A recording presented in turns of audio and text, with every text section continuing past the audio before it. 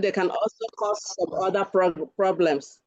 And so what we are anticipating is that whatever project we want to give to the people for development should be sustainable projects. Sustainable means that it should be a project that should have minimal or no negative impact on the community. In fact, the project should improve the life of the people and not destroy the life of the people. If it must have any impact, any negative impact, then the impact must be as minimal as possible so that if you check the potential positive impact, it will grossly outweigh the negative impact. In fact, World Bank would say, please make the people better, or at worst, leave them as they were before you came in. So you don't bring a project that will destroy even the future of the children of a community in the name of making better than now, and then the tomorrow is endangered. So sustainable projects is what we advocate, and that's what we are going to talk about today. How do you make projects sustainable? Of course, Prof have been saying that all this while. So this underscores the need for proper environmental and social impact assessment, because if it has to be sustainable, then you have to properly assess the impact before you even delve into the project. We have different kinds of development. Development can be environmental development, it can be political development, can be cultural development.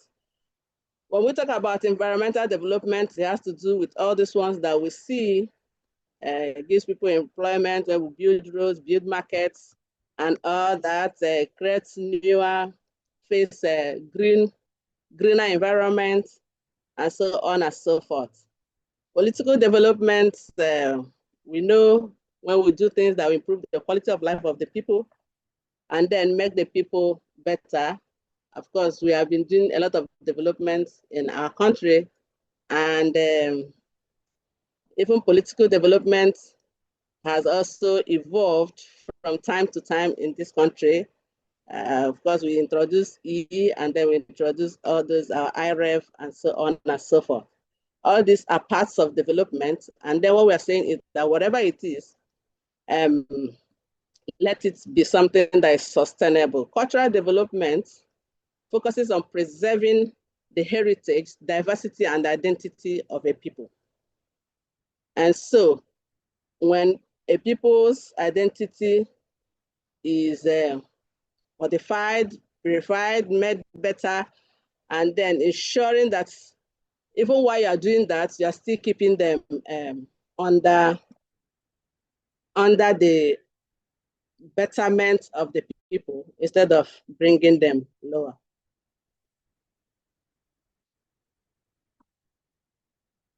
Okay, so we have all that different kinds of empowerment, development, and so on and so forth. But I want to run to concept because we have 3 lectures to finish in these 2 hours. I may need to be a little fast. So this development, of course, I've said, comes with different projects, and Prof has defined projects very well. But what I want us to take from there is that it is a set of tasks that must be completed within a definite timeline. I wonder if our country defines project that way, but that's actually the definition of a project. So it's something that you must accomplish within a defined timeline, and it must have specific set of goals. This set of goals can be broken down into different deliverables that you achieve at every point in time. And of course, a project is mostly done by a group of people, a team of experts. So it's always a team thing led by what you can call a project manager or a team manager, depending on what you're actually doing. Of course, every project will require resources. Prof has said that. And so these resources can be labor, material, can be human resources, and so on and so forth. And of course, projects can take different forms. It can be construction, can be anything. It can be building a school. It can be what we are even doing now. Can also be called a project because we have a timeline. We have specific goals we want to achieve. We have all the modules intact. We do model 1 today, we do model 2 today. What are deliverables? Have we achieved model 1? Yes, we have achieved it. That's a deliverable for one day. And then we have specific goals. We have set timeline. In the next 2 weeks, we are out of this place and we do a decommissioning and we're off. So this is also a project that we are undertaking. And of course, we have a team lead who is the center leader. We have all of us as part of the team. And then we have other resources like the data we are using now, and so on and so forth. So these are all the things that make up a project. So that takes me to the characteristics of a project. And I say it needs a project manager and a project team. It also needs a project plan, because if you start without a plan, you actually will just be go forward, backwards and forward, and at the end of the day, you will not achieve what you set out to achieve. But if you have a defined plan, like we have now, we have this timetable. The timetable is our defined plan. We do our opening ceremony, do our pre-quiz, and so on and so forth. So you see, we already have a plan. And because we have this plan and we are following the plan, at the end of the day, we will be able to achieve our set goals and then finish up at the timeline that is set. Every project definitely has 5 major phases: the initiation phase, the planning phase, the execution phase, the monitoring phase, and then the closure. At initiation, you are putting everything together. You are even thinking out what is the project, what is the title of the project. Do I have a team? You put your team together, then you start planning. And then when you plan, you draw your timetable, draw all that. And then you do execution. What we're doing now is execution of this project. And as we are doing the execution, you find out that at some point they called in the M&E team. The M&E team is doing the monitoring of this project to ensure that we are doing the right thing. And of course, in our center, we call them the monitoring spirits, because they're on course at all times to ensure that this project is going well. And then you have the closure or the commissioning, as the case may be. When we finish, you find out that we'll do what we call a post-quiz. And then after the post-quiz, we all do the closing ceremony. With this closing ceremony, you can say that the project had come to an end. And so every project follows these 5 life cycles. Anyone that does not follow these 5 phases will finally not be achieved. And of course, that's why we have many uncompleted projects, because sometimes the initiation phase is even jumped. We start from execution without even a plan. And then if we start from execution without monitoring at the end of it all, we'll now go and drill pipe boreholes that will run for one day, and then the next day is out. So these 5 cycles are very important for every project. And as we are training you to train others and then be there, even your own project, ensure that such things happen in your ministries, in your commissions, and so that we'll stop having all these abandoned projects everywhere. So I say projects share the same project constraints and management tripole constraints. This will be time, scope, and cost. And so for every project manager, it becomes your major plan to work on these constraints of time, scope, and cost. And as we go on, we will see how to do some of those things. But then you must always look at the timeline. That's why the timelines are there. And then the deliverables are there. You always focus on them. Even from initiation, you're already thinking of the time, already thinking of what to do. At planning, you are doing the scoping and all that, and then you put in the cost to it, and then is the job of the manager to ensure that this cost is handled appropriately so that the project will see a defined end. So finally, we agree that every project surely needs resources, both human resources, financial resources, and so on and so forth.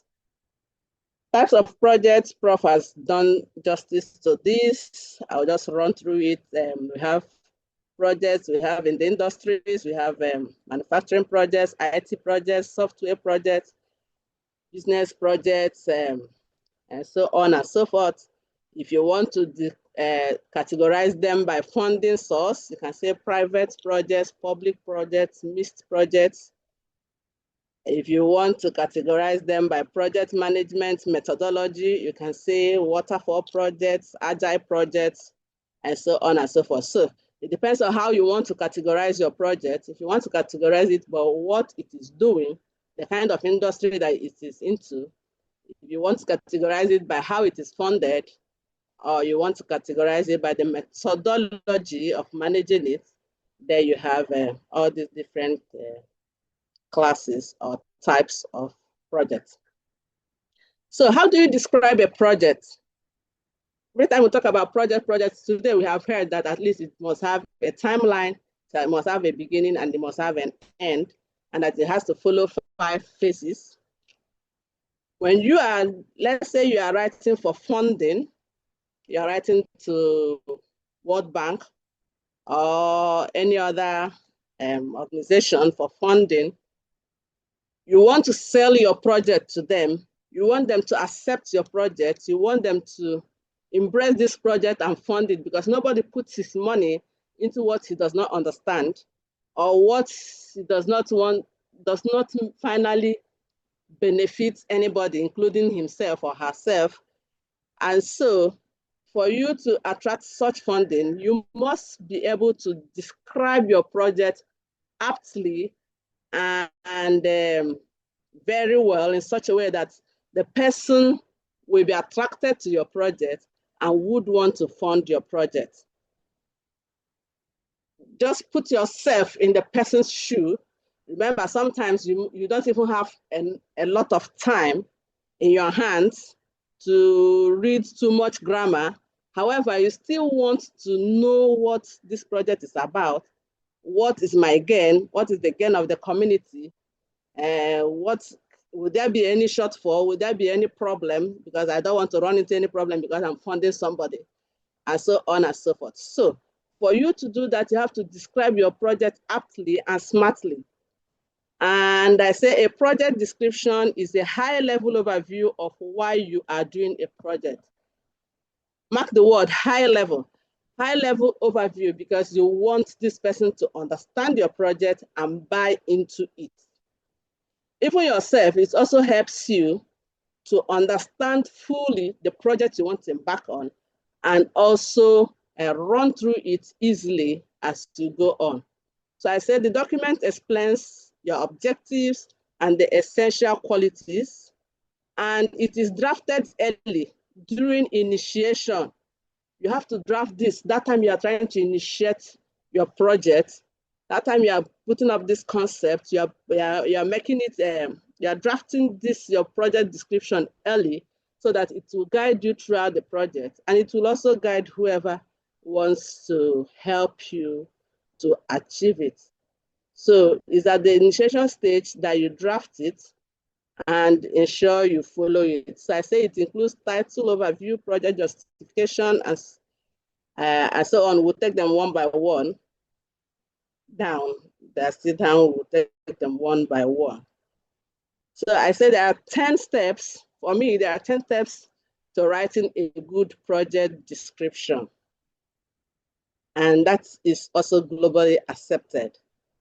Number one is that you have to do a summary. You must summarize a 1-page or 1 paragraph or 2-paragraph explanation of what your project is, the aim of the project, what it wants to accomplish, and so on and so forth. Sometimes they call it executive summary. In this executive summary, you just one paragraph, if you can in one paragraph say exactly the aim of this project, what it's going to accomplish, and even a bit of what the project, the budget will look like. That's it. I said describe the problem or opportunity and how the project will address it. This is a gap I've seen, and this is how the project will address it. And before you know it, the person that you want to talk to will already be interested. Oh, wow. So we have this gap all this while. Okay, let's say you want to build a toilet for one village that you have seen the children are defecating, and then cholera is everywhere. And you notice that it's because of open defecation. And the idea of building this toilet for these people came to you, but then you didn't have money, and so you're looking for funders to help you. So you define this project, you define it. Remember, in your executive summary, you have done a simple 1 or 2 paragraph. Don't do too much. Nobody has too much time to read it. In fact, sometimes your executive summary may be what the funder or the team lead may read and then get interested. Some other people can now look at the nitty-gritty of what you have done. So after that summary, you define it. In the definition, you also have, remember, you put the title to it, and then talk about the problem that you have seen and how the project will address it. Then you set goals.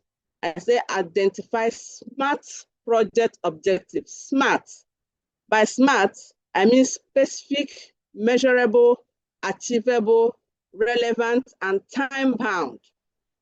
The objective you are identifying, because what you want to do can have too many objectives, but then you don't need to get all the objectives in one paper. You don't need to clog your paper because you want to describe something. Remember, I said it earlier, bear it behind your mind that nobody has all the time in the world to read your work. So identify SMART objective. Specific one will answer who, what, when, where, and why. It has to be measurable. You must include metrics for delivering success. These metrics, somebody will look at it and say, okay, at least he knows what he's doing. He knows how to measure his success and then how to move on with his success.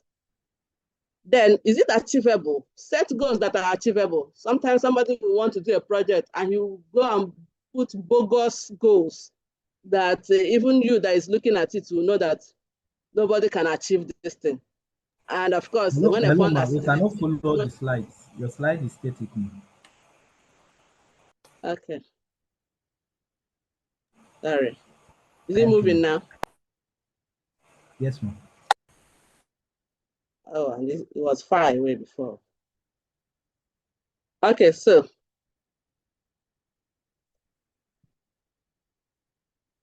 we are at SMART objectives. That's where you are now, right? Yes, You're ma. in the same place with me, Abby.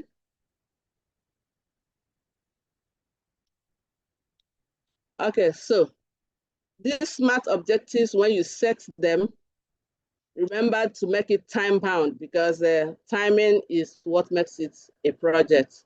Giving it a timeline is what makes it a project. But in this being time bound, I will say that you should put timelines to different deliverables. That is, you say first 1 to 2 weeks, this will be achieved. Second, 3rd to 4th week, this will be achieved, and so on and so forth. So you put timelines and deadlines for each goal that you want to achieve. And then you put the final timeline, and you are now good to go. So after that, you briefly explain your methodology, include any key technologies, the project management technologies that you will use. So if there's any key technology, if there's any innovative technology, if maybe it's something that is already on ground, but you just want to innovate, add something and make it better, then put in that innovation, because it's that innovation that even may attract your funder, and the person may want to do it. For example, we're talking about a project on biofertilizers, and then the funder says, but we have seen biofertilizers in Nigeria, so what's new in your own? We said, okay, we've seen biofertilizers, but we are looking at the durability of our biofertilizers, especially in this our hot weather, and we want to put this our own fertilizers inside pests. These pests will now make it easy to apply, and it will also release the organisms in slow quantities. And that was what caught the funder. And he said, yes, that is an innovation. So if there's any innovative technology that you have, please insert it at this time. And then you add measure. How do you want to measure, identify project deliverables, how you will measure these deliverables? That will give your funder an idea that this person knows what he wants to do, and he knows what he wants to achieve, and he's looking at the achievements, and that achievement also is in line with the achievement, his own achievement that he wants to get, and he's ready to fund. Then you schedule, include a general timeline, budget. Budget is very important. Sometimes some people want to under budget, so that let's say it is when there's a competition, people are bringing in competitive project description, project proposals. And so because you see that there's a competition, you want to go and bring down your own budget such that you want to get the thing. When we get there, we'll know what to do. And so when you get there, the funder looks at it and says, okay, your budget is fine, and I give it to you. And then when you get there, you shoot yourself in the leg, because if it is a project that is an international project, like a World Bank project, when they come for monitoring and evaluation, you can't be telling them that the money they gave you was small, because you are the person that asked for this money. So when you are doing budgeting, what I want to tell you is that don't make it bogus and scare your funder, but then don't restrict yourself so that you are close to a wall and you can jam yourself, and then you will not be able to achieve it. You can go to jail for it. Some people have gone to jail for global health fund in this Nigeria.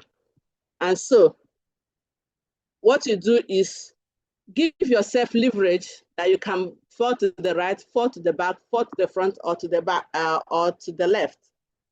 Give yourself leverage of space, especially in this our country now that things are becoming costly every day. Give yourself some space to the foresight, so that even if anything happens, you can always bounce back. Don't be scared. It's better you don't get that funding than you get it and you are not able to achieve. Then when you are finished writing, get feedback. If this is for a people, then like Prof said, get feedback from the key stakeholders, the people that are going to be affected, the people that are going to sponsor you. Find out what they want. And everybody that will be involved in this, your project, get feedback from them and be able to incorporate those feedbacks. It's those small feedbacks that will even make your project proposal fine and better. Then you proofread. When you finish proofreading, please give it to someone else to proofread. And thank God for AI. You can even give AI to help you and proofread. But then remember that when you are giving AI anything to proofread for you, you must set your privacy, you must have your privacy settings intact, so that you don't give out your work to somebody else and the person goes to send in the proposal before you can come. So you now have leverage of so many people that can read for you. You can give your team members read, and then you find out that there may be things that you overlooked. Somebody can pick it out, and that thing that is picked out may be what will give you this project. Then you revise, updates on feedbacks that you have gotten, the proofreading, and you will have a beautiful project document. This will be able to sell at every point in time. Now you have your project document and you have sent it out and you have received your funding, and you can now do your project. However, as you go on, you have to do what we call ESIA. This ESIA is done also during your initiation phase. You can even start your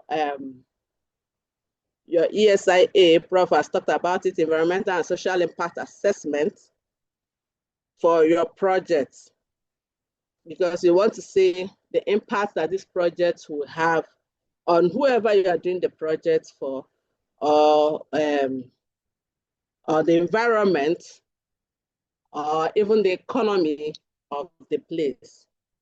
So, Prof has done a lot about overview on impact assessment. I just want to remind you that the purpose of conducting this impact assessment is to clearly identify and understand, and then prevent or minimize or mitigate adverse impacts of a planned project on the environment. Remember, we started by saying that your project has to be sustainable. By sustainable, it also has to make the people better, or at least leave them as they were before you came. Don't go and make them worse than they were. Even that means that even if your project has any impact, you have to mitigate. So that's all that ESIA wants to talk about, so that at the end of the day, you leave the people better than they were when you come in. So the idea is to achieve a sustainable development. Sustainable development, minimizing harm to the environment and also to the community. So ESIA, like Prof said, has different phases. In phase 1, you do your screening. After the screening, you look at what is the risk level, and then you now know, do I need to go further for other phases of the EIA, or do I stop? If you see that it is low risk, there is no need to proceed. But once it's high risk, or even moderate risk, then you need to proceed to phase 2, which is the full environmental impact assessment. So what is this screening phase about?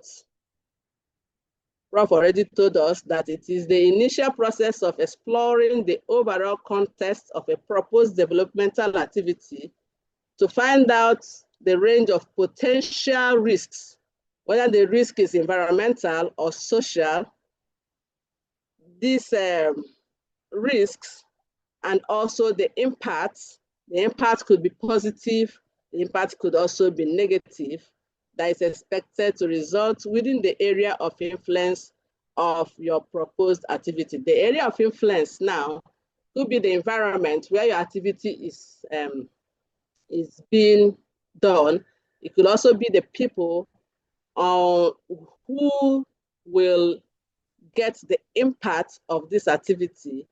It could also be the economy, and so on and so forth. So it is always the initial stage. You want to do an overview of everything, and then get as much things as possible that will determine whether you are going to do your further EIA, or you can just take simple steps and ensure that the project does not cause much harm.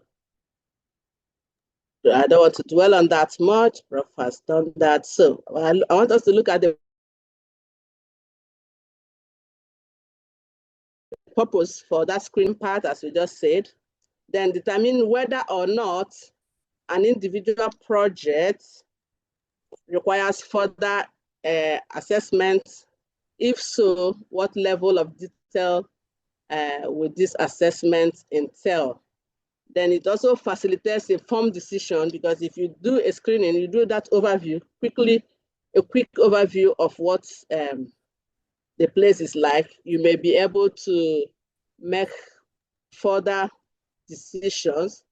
It can help you to get a clearer, well-structured factual analysis of these effects.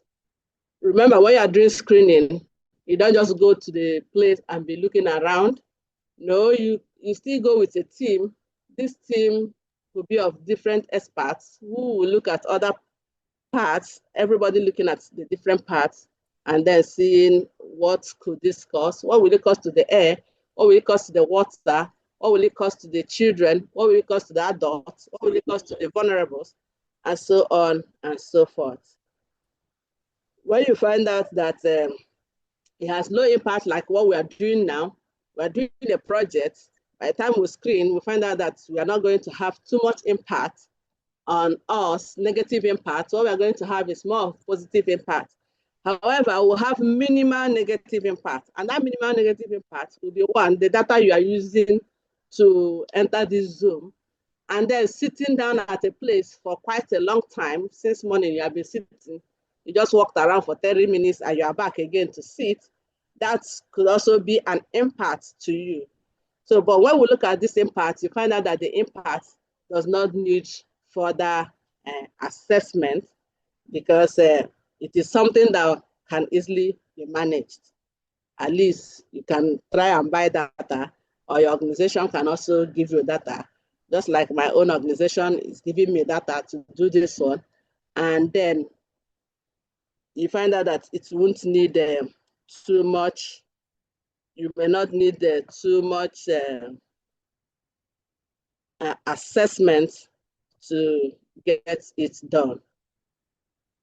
So it also facilitates informed decision making, like I said before, and it influences both project selection, policy design, and so on and so forth. It can also help to modify feasible action.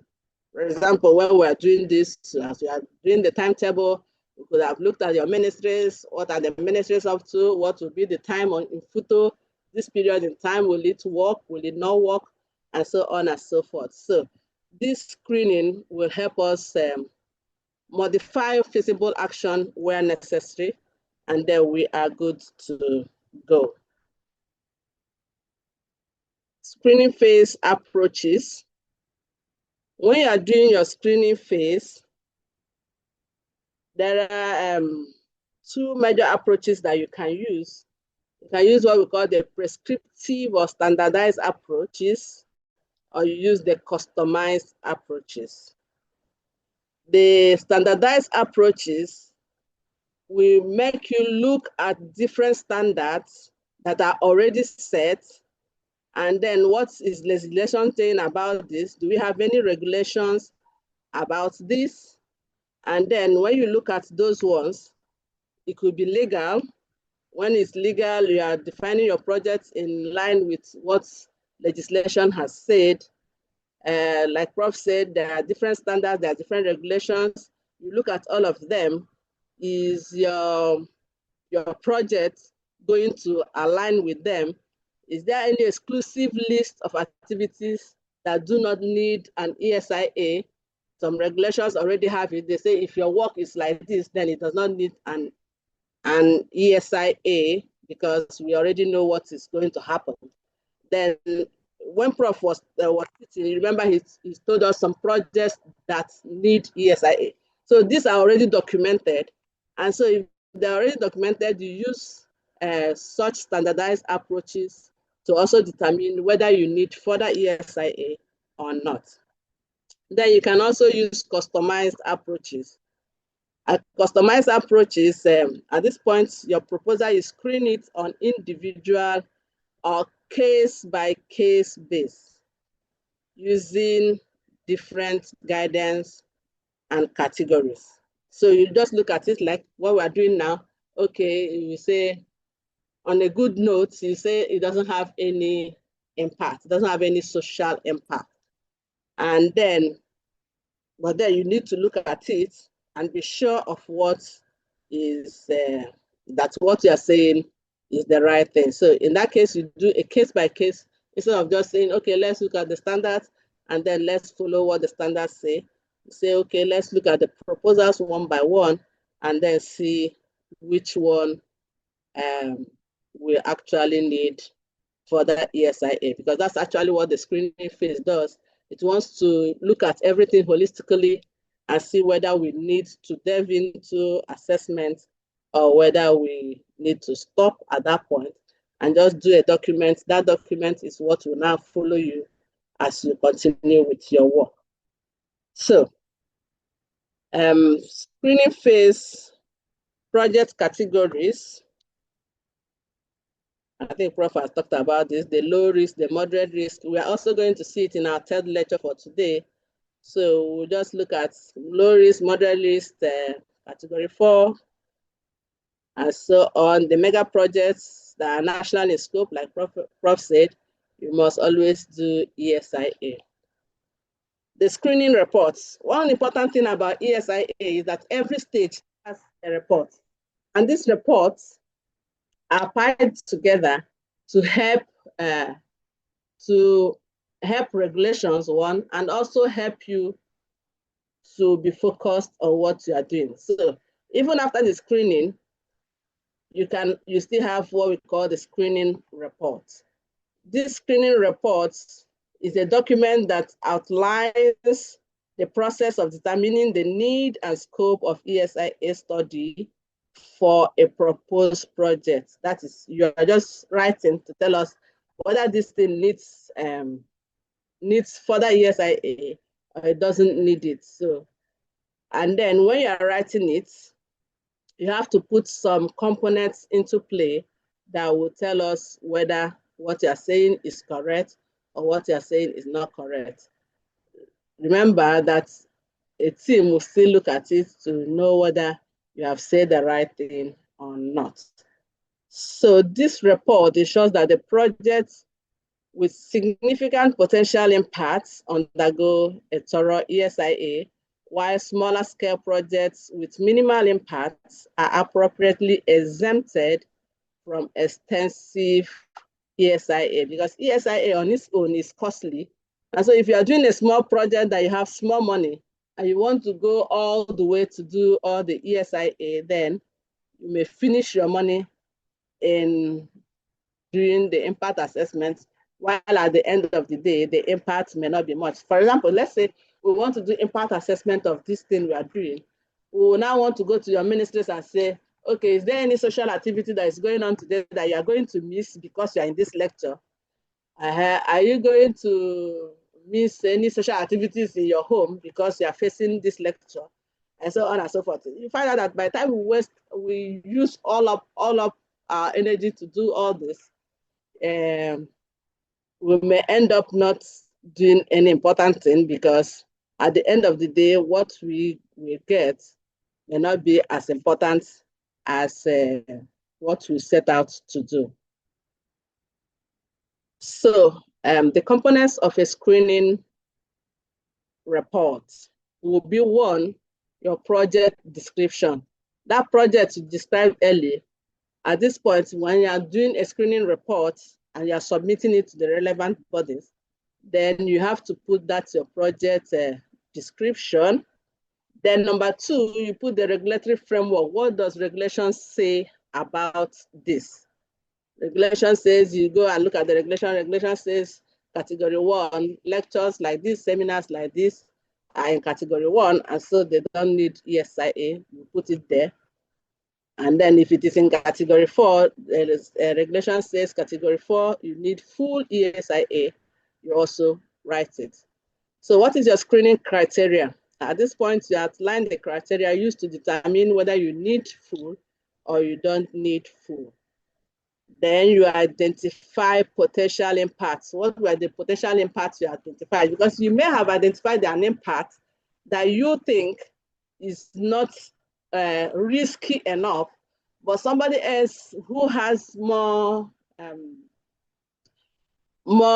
qualification or more expertise may look at that thing that you think is not risky enough and say, this is great risk. For example, sitting down as you are sitting.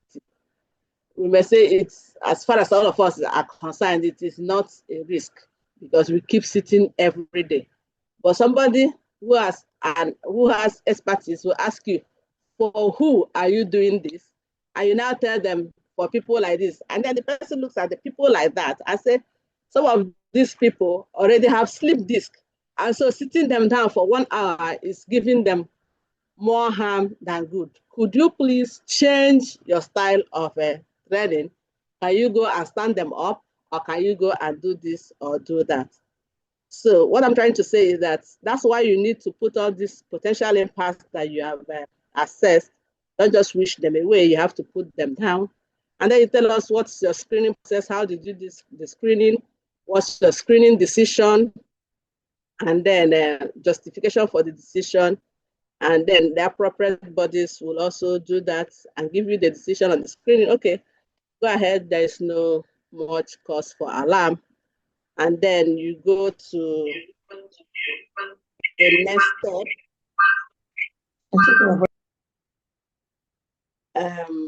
In your next step, you outline the recommended next steps based on your screening decision. Go ahead with ESIA, don't go. Then there is conclusion. The conclusion summarizes everything you have gotten and then puts them together. We've talked about this. Check the volume sign.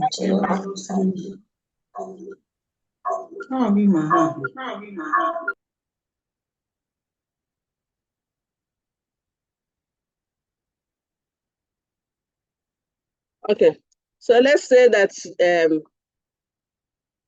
that's what you have done after the screening. You say this thing needs further ESIA, and then you go to the next phase. The second phase of ESIA is the scoping phase. That's the scoping phase. And at this phase, you are trying to establish the boundaries of your work. Prof already said that.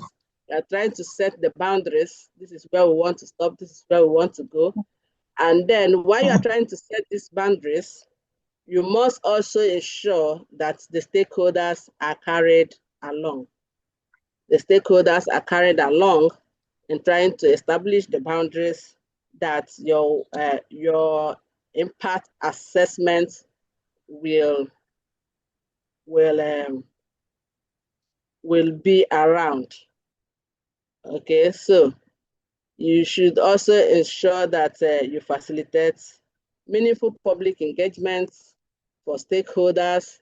You can see a lot of work is a lot of work because you put in this, you remove, you put in that, you remove, until you come to a conclusion. Like Prof said, when you are doing scoping, the people for whom you are doing this work, it's better that you talk to them. For example, you want to build a toilet and you want to build a water system, water system in a village, and this village, there is no water in the village. And so you want to do your scoping around just bring water. If I bring water, what is the impact of the water? What is the impact of the toilet? People go to toilet, they will defecate. Will the toilet have any effect around that area? And then you're not even considering that they don't have water. If you are not considering that they don't have water, because possibly you are in one place and you are thinking about this because you didn't even get there. But when you do a stakeholders, when you form the stakeholders in your scoping, these people will tell you that this is your scope, that the impact of lack of water will even be worse when you bring in the toilet. Because when you bring in the toilets now without water, you will now have piles of feces that can even cause more harm than good. And so, as you are doing that kind of scoping for potential harm, when you get this kind of information from stakeholders, you can now broaden your project, not just to build toilets, but also to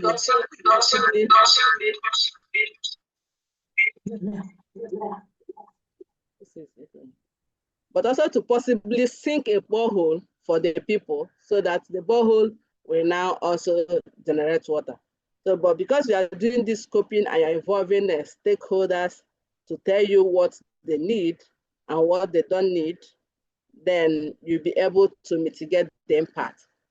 I was in a project at a point in time, and I was consulting for USAID, and they said we should go and check up water hygiene. And then we went to a place, and I was able to interact with the vulnerables, because in such, when you're doing stakeholders, please always remember to involve the vulnerables, the people living with disabilities, and the women. Most times you don't see the women, but then when we go on, I will tell you about that, because you need to involve them. Don't just go to meeting, the Omona meeting, and then take just what they tell you there and go home.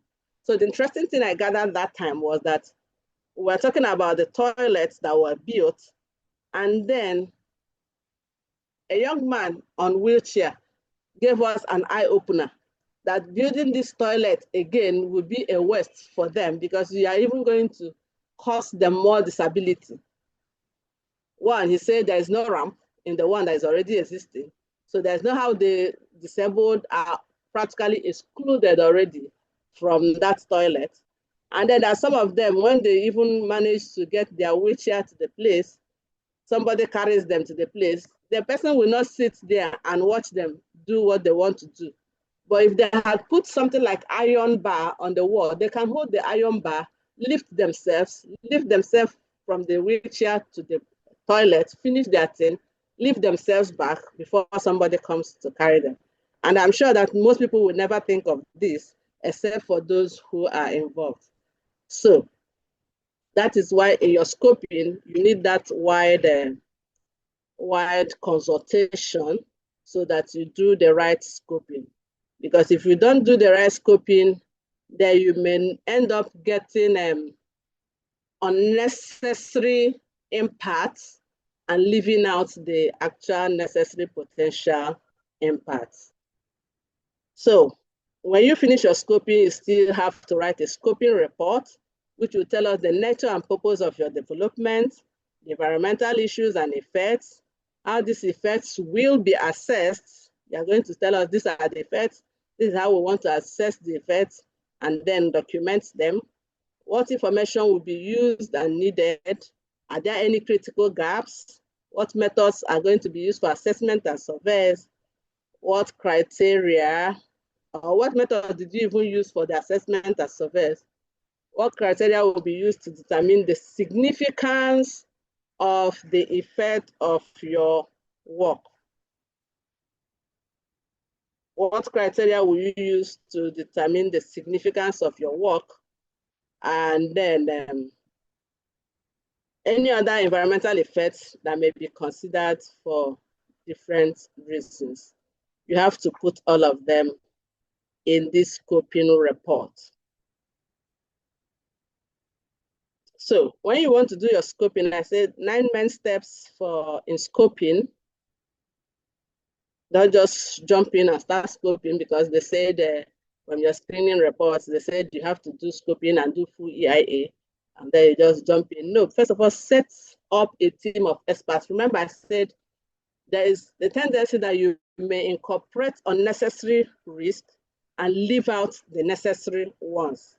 But if you have a team of experts, then this team of experts, somebody is looking at the air, somebody is looking at the social life, somebody else is looking at the economic life, another person is looking at the water quality, and so on and so forth.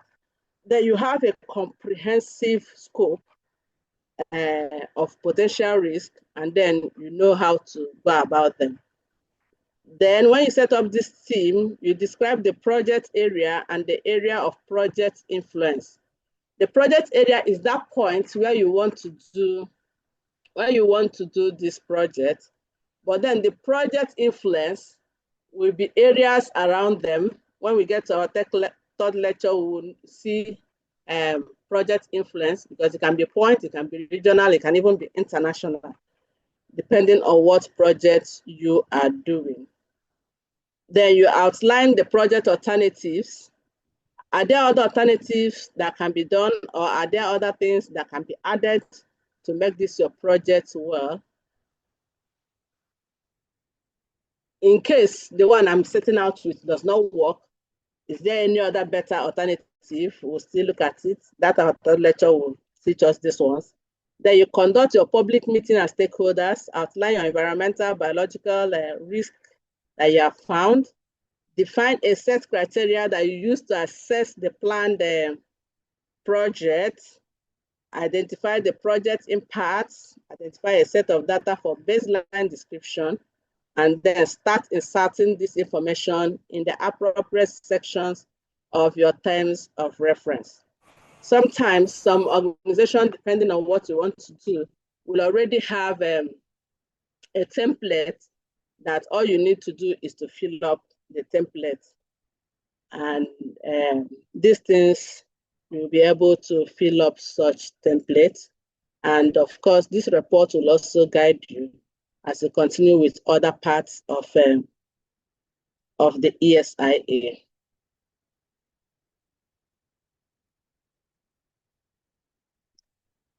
So that reminds me, I like talking about vulnerabilities every time.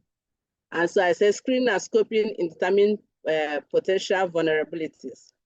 Potential vulnerabilities here, I will mean those who are already vulnerable that we know, and those who will become vulnerable, because your project can make some people who were not vulnerable initially to become vulnerable. So I said the risks, impacts, and benefits associated with a proposed development activity often are not distributed equitably in most development activities. Some groups gain while some lose. Some people who were not vulnerable before can even become vulnerable, while those who were vulnerable before will lose vulnerability. So I say an important objective of both the screening and scoping is assuring that the sources of vulnerability that may be associated with your project are recognized and fully assessed. You recognize them early and assess them early. When you are able to assess them early, you are now able to know how to mitigate such vulnerabilities. So I say identification of groups that may already be known as vulnerables, then identifying those who may become vulnerables because of your work,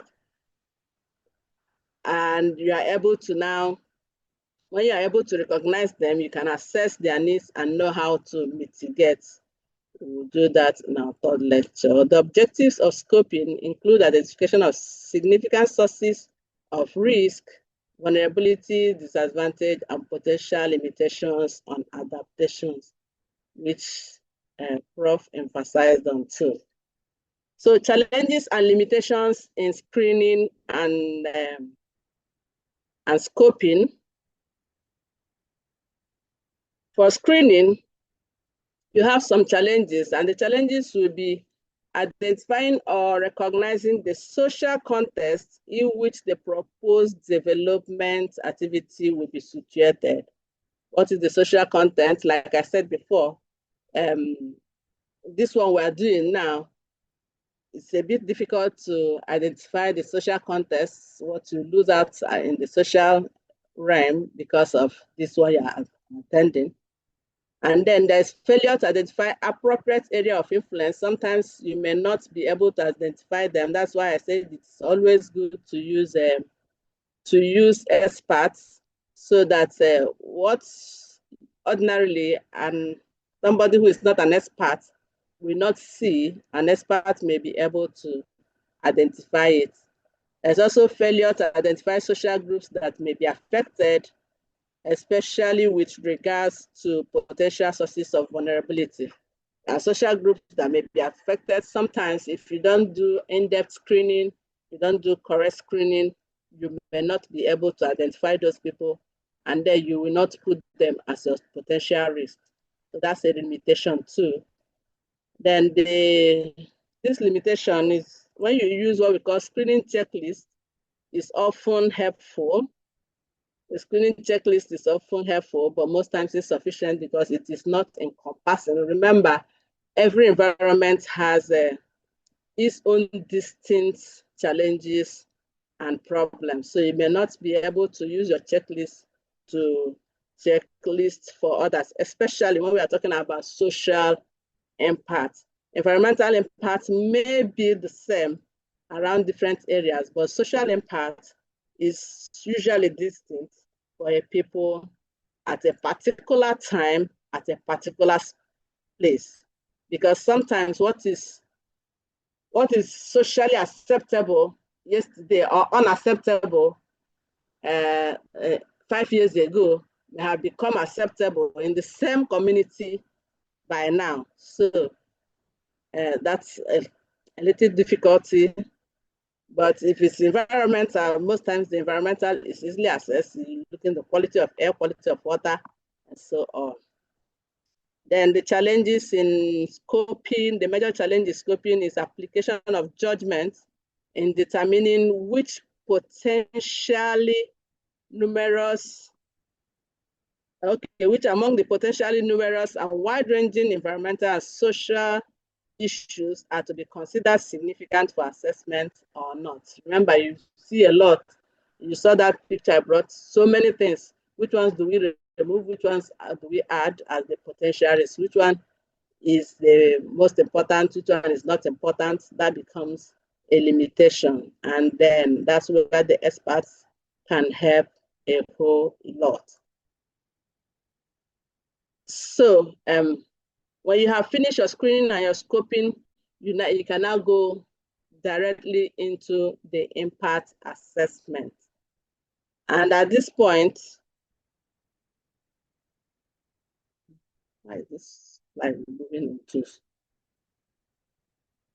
At this point, like Prof said, the impact assessment is a systematic process of evaluating the potential effects of a proposed project or policy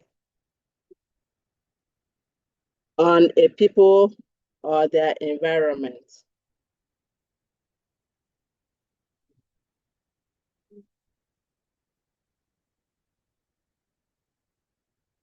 Okay.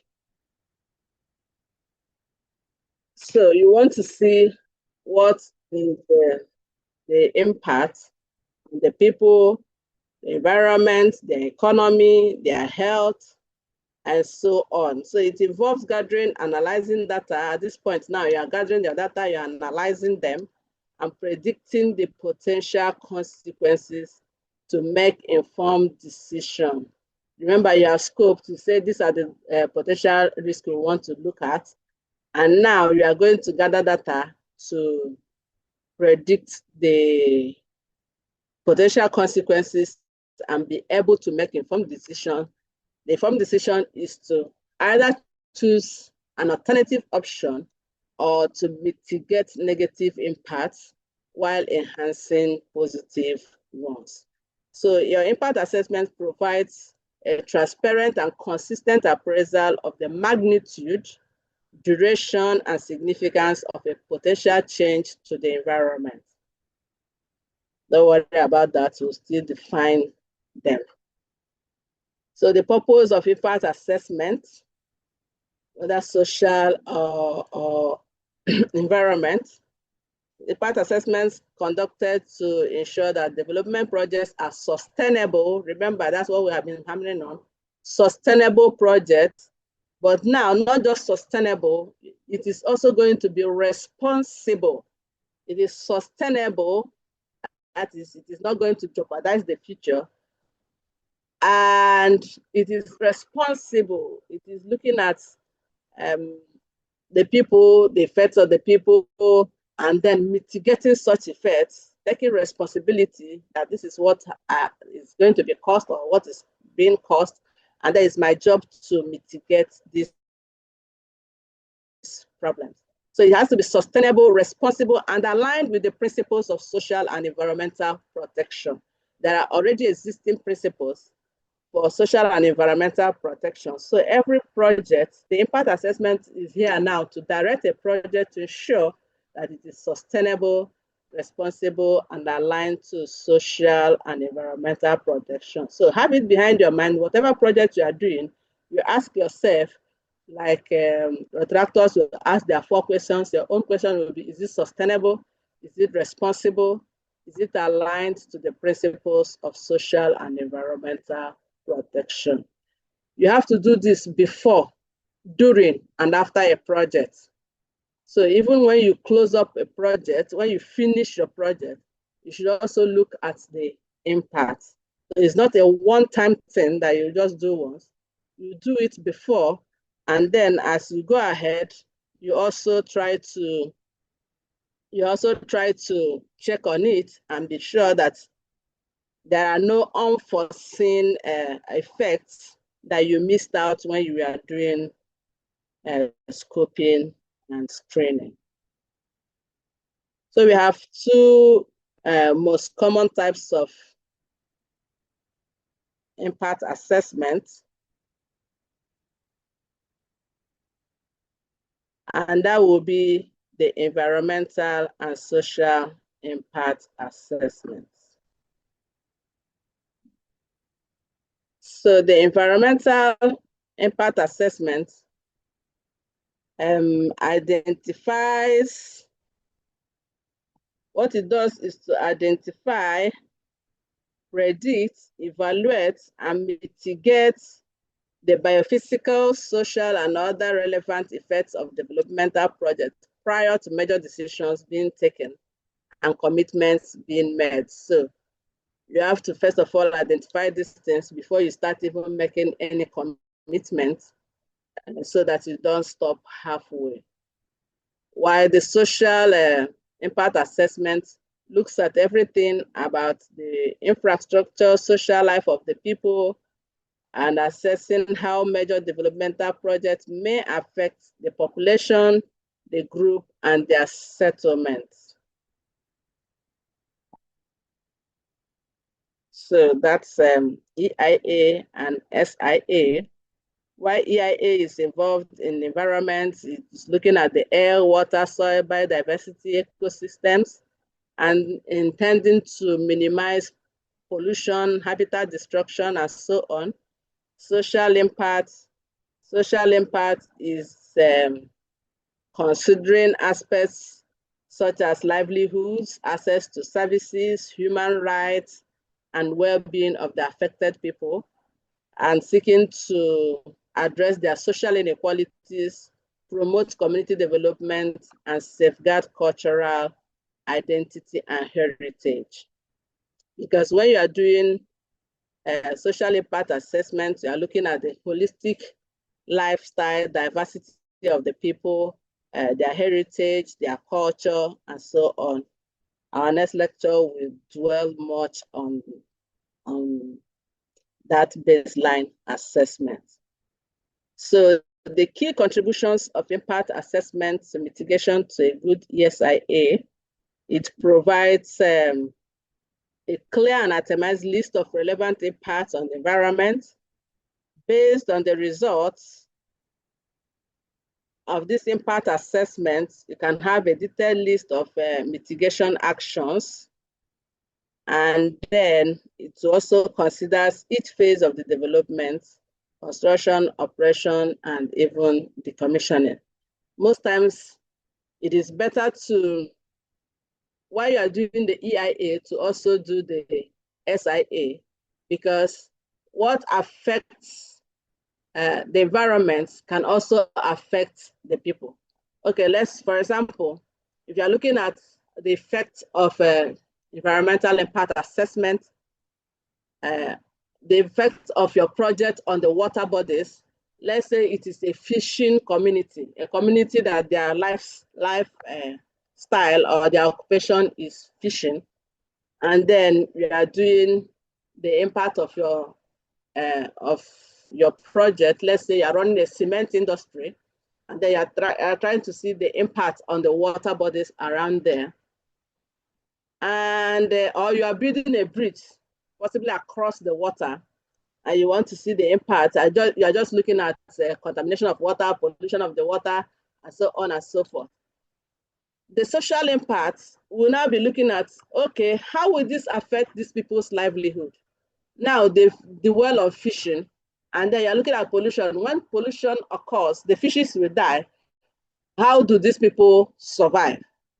So, but if you do the two of them side by side, you'll be able to make faster decision, and you also be able to have a holistic idea of the potential risks. If you just use an environmentalist to look at air, look at water, look at that, and he goes home, somebody else comes to start looking at the livelihood, their culture, their diversity. Maybe they do cultural festival inside that water, and now that you are running a bridge over it, the cultural festival can no longer hold. Those ones are also part of the social impact. But if two of you have done it together, let's say you have gone, you came back and said, okay, the fishes will die and this one, so what do we do? There's no problem about fishes dying. Of course, fish will die. Somebody now goes to do the social impact assessment and comes back to tell you that when these fishes die, these people may also die. So you have to go back again to start thinking of what to do. But if two of them were working together, then you will have a holistic idea and you make faster decisions that will enhance your project and make it run faster. In summary, development is dynamic and ongoing process. Every country, every state, every village, even my own village wants development, and it is good. But then they come with their unique challenges, and these unique challenges are the things that need to be mitigated. Development is pursued by government, by everybody, individuals, organizations. However, it's essential to ensure that your development is socially just, sustainable, inclusive, environmentally responsible, to achieve lasting positive impacts on the people. Remember, please make their lives better, or at least leave them as they were before you came. Do not do a project that will diminish the life of the people. For example, you build a bridge for them, and now they don't have any other means of livelihood, and you didn't even think of how to mitigate that. You just go home clapping for yourself that you have built a bridge, and in the next 1 month, people are dying like fowl because they are hungry and so on and so forth. So let it be responsible. So ESIA comes in to ensure that this responsibility and sustainability is carried out, and it also helps to guide decision makers towards making choices that are accountable and for the good of the people. Thank you very much.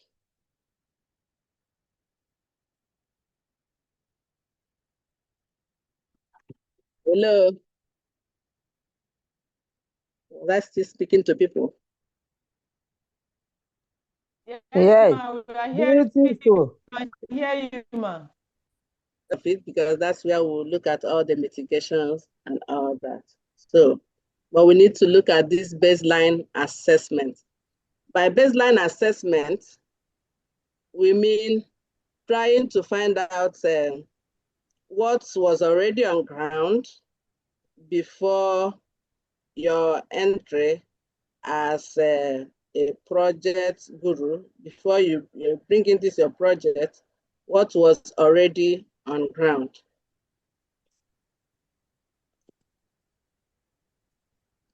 And so we are going to use that outline. And that's our learning objective. By the end of this, we are sure you have all this knowledge about baseline assessment, the purpose of doing that assessment, and there you have some tools that you can use to do your own assessment, and there you know how to write a baseline assessment reports.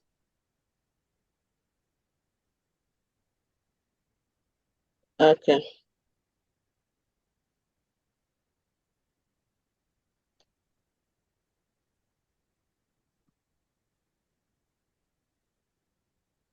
Okay, that's the outcome, the learning outcome.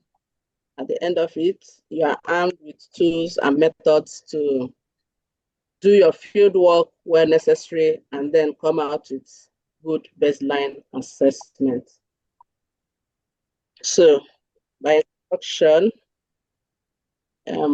we don't want to overflog this ESIA again, but you remember that you are looking at the potential impacts of your projects on the environment and the people.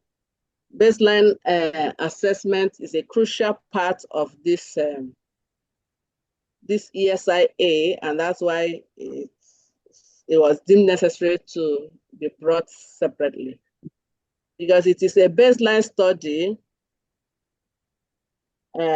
referring to comprehensive assessment of an area's existing environmental condition and characteristics that may be potentially affected by your proposed project.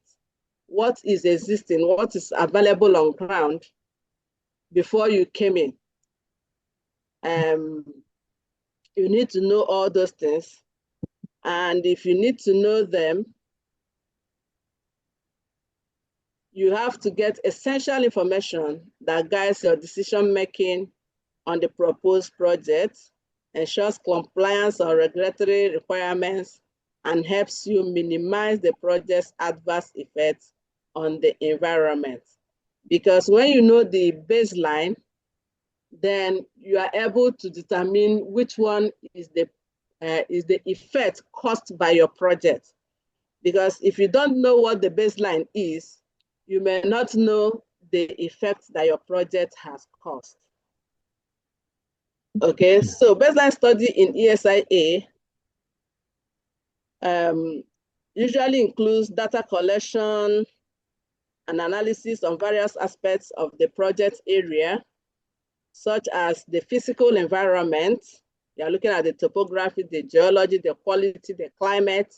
You're looking at the biological environment, the flora and fauna, that's the plants, the animals in the environment, the animals, whether they're in the water, whether they're in the land.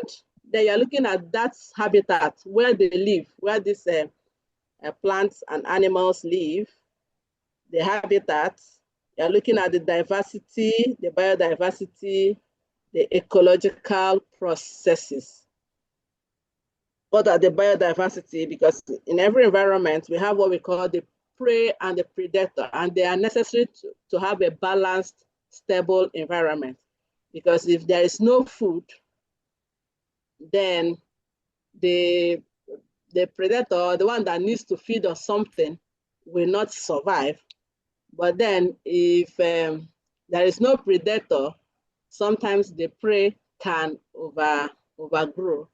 For example, in our houses, when we have rats and we have cats, we find out that because the cat is around, the rats will not take over the house, because whenever they come out, the cat will eat them.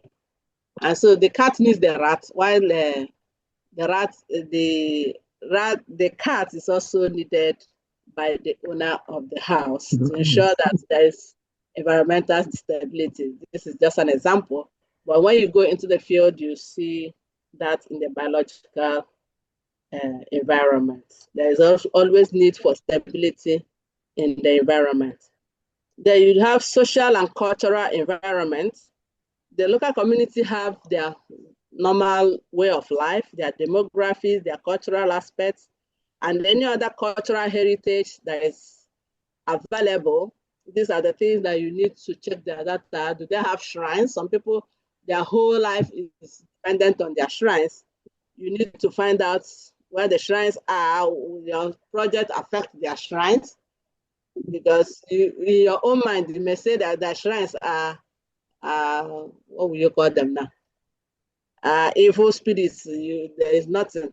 You are even saving them from evil spirits. While in their own mind, their shrines are the things that keep them alive. And so once you destroy a shrine, you may even destroy a lot of people, because that's where the belief is. and you can't just enter and start destroying shrines. So you also need to find out those things. Where are they? Will they be affected by my project? And if they'll be affected, how do we mitigate? Because if you bring down one shrine that you want to build road, the next day all the Dibia in the village can come and put roadblock for you, and that's where your road building becomes a problem. And so that's why you need to do this baseline assessment, including their social and cultural environment. Then the economic environment, just like I talked about, the livelihood of the fishermen, their employment, their income, economic activities of the local people. You also have to assess them. You're assessing them so that you know what is already on ground, and then you know whether this thing will affect them or not.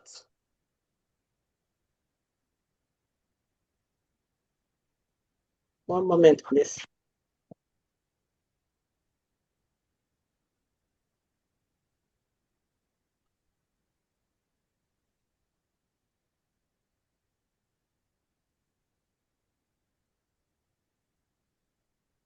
So what is the purpose?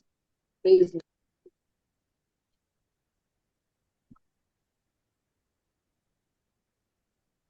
moving. I need to fix it. This laptop will not go.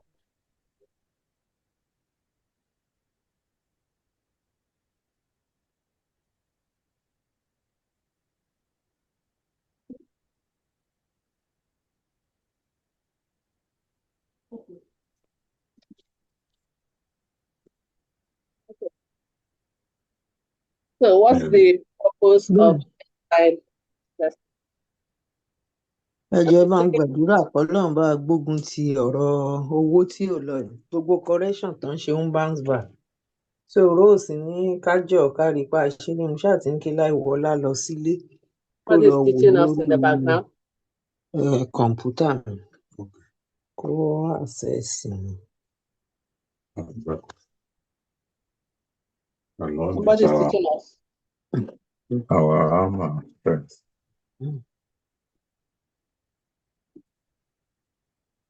Okay. Fanny, please mute. Help us and mute people.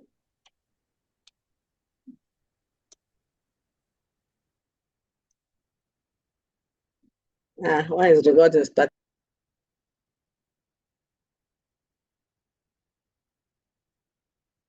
This is a problem. This is fly.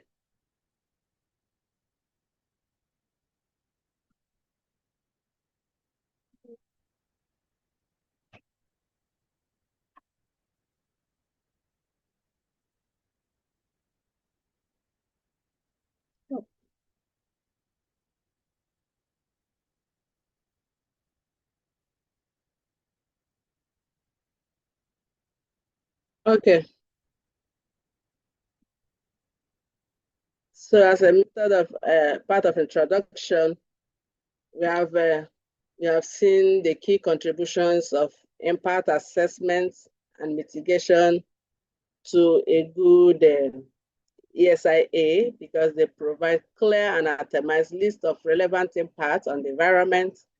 And based on these results of the impact assessment, a detailed list of mitigations or mitigation actions can be identified, and then the impact assessment considers each phase of the development, which is, I have said this before, construction, operation, decommissioning.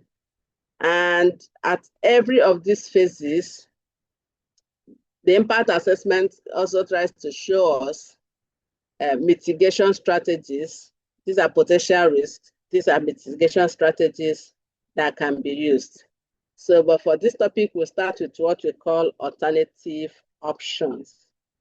For every project, it is necessary to have what we call alternative options. The alternative option is the project design or site that is considered the best. This is the design you had or the site you had is supposed to be the best, but for some reasons you dropped it. you dropped it to look for another one, but you always keep it as an alternative option. The reason for dropping it could be funding. It could be low expertise and all that. But then when you choose the one you are doing and you find out that the one you are doing is going to be more problematic, you may decide to go back to this option so that you can now find a way of mitigating the fund issues and the expertise issues. So I said there are alternative design options that may have been discounted on technical issues or economic grounds, but may differ in the impact or benefit, whether it's negative or positive impact. So choice may be based on the magnitude, duration, nature of the envisaged impact, and it is necessary for mitigation measures. The alternative option is necessary to have it because sometimes you may want to, when you look at what you have and finally you find out that the alternative option is the only way to go about it, you can fall back on the alternative option. For example, if you want to build a road for a people and like 5 shrines are along the straight road, like 5 shrines are along the straight road and you still need to build that road, then you know that the alternative option is to go around the shrines and still come out at the other part where there is no shrine.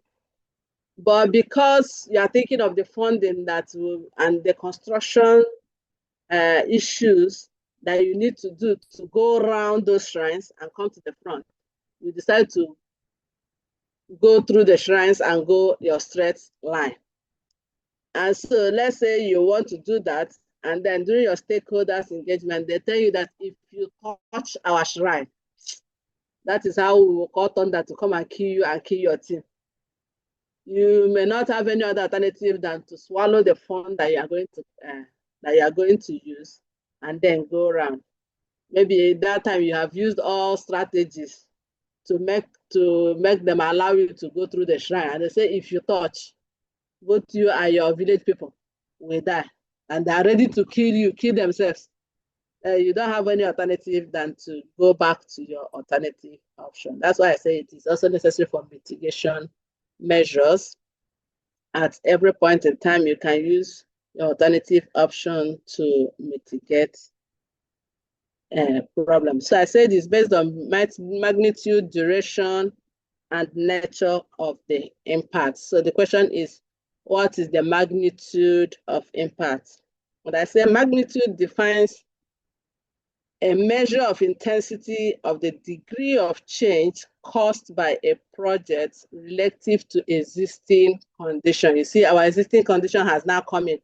So you want to know the degree, the intensity of your own impact, of your project's impact in relation to what was already existing. Now, let's say you didn't do a good baseline assessment. At this point now, you will not know the magnitude of your impact.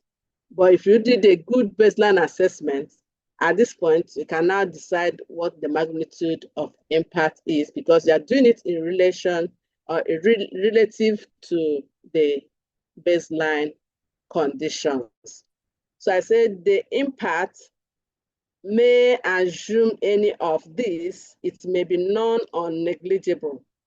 That is, it is something that you can overlook. It may be something that you can overlook. And sometimes when we talk about non or negligible impact, it is an impact that it's there, but it will go off in a matter of time. And the people may not even feel that impact was there. Let's take example of what I've been saying. You're sitting down this morning, you may not know that you're having any impact on your social life by just sitting here since morning, because you know that the advantages of what you are learning grossly outweighs the owambe that you are missing at this point in time. So that owambe becomes a non or negligible impact. The magnitude relative to your existing condition is negligible. By sitting down, when you stand up, your leg may cramp a bit, you stretch it, and then it stretches, you continue walking. You see that it's negligible. Then it could be minor. When it's minor, that means it can be felt, but the effect is also small. Minor and low can be almost considerable, the same thing. Then when it is moderate, it means that this effect is really seen relative to your existing condition. You can actually need to mitigate it. You need to mitigate it, like for example, by the time you stand up, you want to stand, you cannot even stand again because you are busy. For somebody who has a sleep disc, it becomes a problem. The person has to go and take some pain relief before he can stand up. But then when he takes the pain relief, the thing goes. When we go down, we'll see how you can quantify this. The thing goes, then you can say it is a moderate impact. Then it can be high, it can be very high. We have a table that will teach us all those ones. Then for duration is the next thing. The duration of impact is the length of time over which an environmental impact may occur. The length of time that this impact may occur.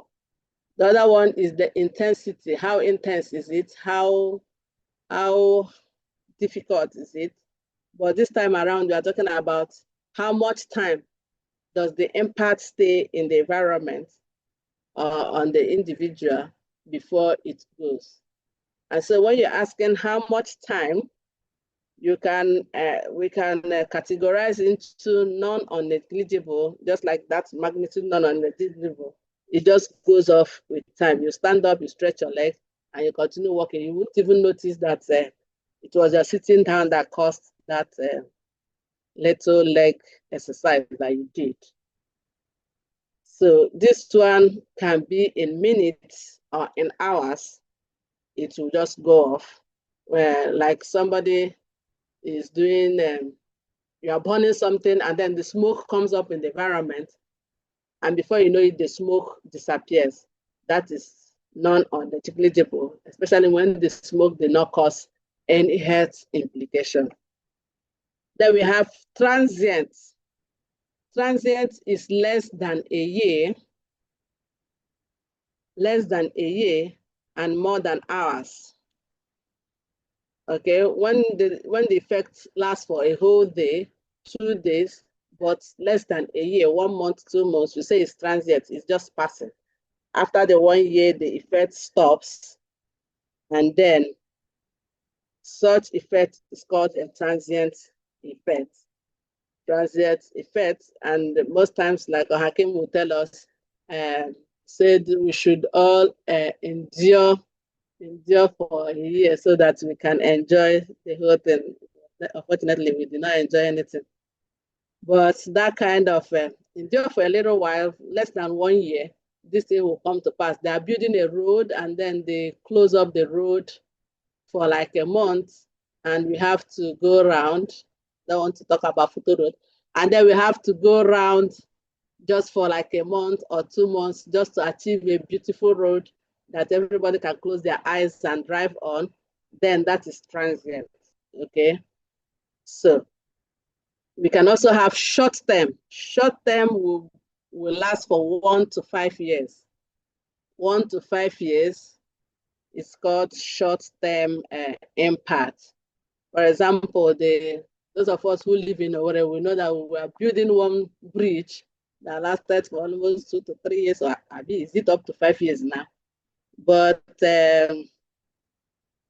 But yesterday I passed the bridge and I said, wow, beautiful bridge. And so that has been a short-term impact on all of us because we had to go around the way to just get to a particular spot. And it lasted for some 3 to 4 years. Yes, for some 3 to 2 to 3, 4 years. And you can say that's short term. Then we have medium term when it lasts from 5 to 15 years. You say it is medium term. Long term when it is greater than 5 years. The second Niger River, I don't know how many years it has passed. So we can quantify it based on the impact on the people. Should be medium. I'm sure it's not up to 15 years.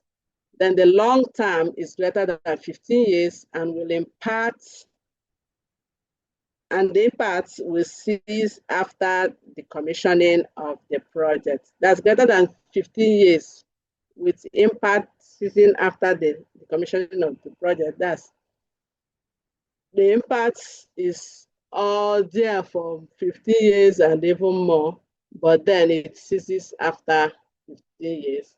Maybe the project has taken even 15 years to build, but then after it, you see that the impact stops.